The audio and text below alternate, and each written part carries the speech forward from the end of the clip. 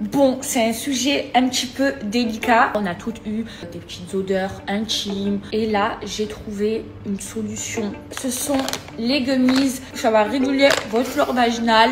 Ça va vous laisser une petite odeur d'ananas. Ça ne va pas transmettre l'odeur d'ananas. Ou alors j'ai raté quelque chose dans mes études de sage-femme.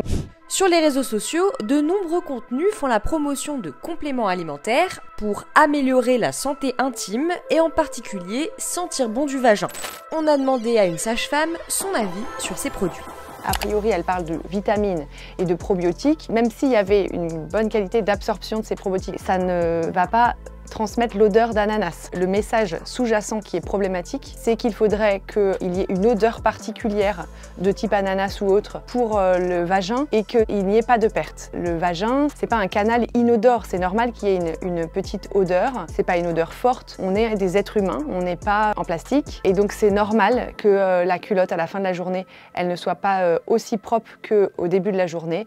Ce n'est pas sale pour autant, ce n'est pas dégoûtant. On a compris qu'on pouvait régler le problème de l'intérieur en rééquilibrant votre flore vaginale avec ces gummies 100% naturelles.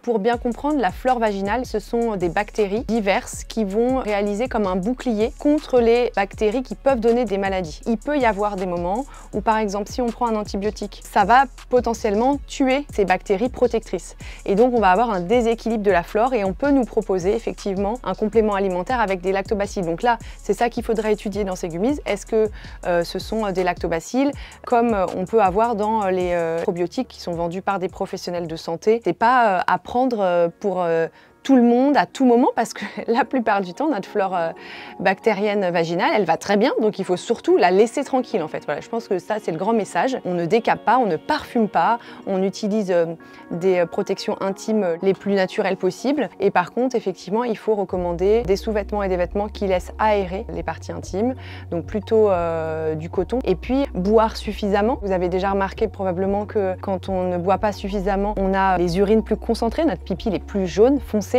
et il a une odeur plus forte. Et c'est pareil pour les pertes blanches physiologiques. Si tu as des vaginoses à répétition, c'est simplement que ton vagin ressemble à ça, alors qu'il devrait ressembler à ça. Alors, les vaginoses, elles sont provoquées suite à un déséquilibre de la flore vaginale et à l'apparition en trop grande quantité d'une bactérie qui s'appelle le Gardnerella vaginalis. Et donc là, on a comme symptôme des pertes qui vont être très odorantes. On dit souvent qu'elles peuvent avoir une odeur de poisson. Les pertes vont plus être blanches, elles vont être plutôt jaunes ou vertes. Les gummies, là, ne vont pas lutter ni contre une mycose, ni contre une vaginose. Dans ces cas-là, il faut consulter un professionnel de santé. Donc c'est pas parce qu'on va voir un professionnel de santé qu'on va se retrouver nu sur une table d'examen gynécologique, c'est important de le dire. Parfois, juste en parlant des symptômes, on peut faire un premier traitement et si ça ne fonctionne pas, revenir à un examen. C'est important d'en parler avec un professionnel de santé plutôt que de s'auto-médiquer comme ça. Si c'est pas nécessaire, n'en prenons pas, lâchons-nous la grappe.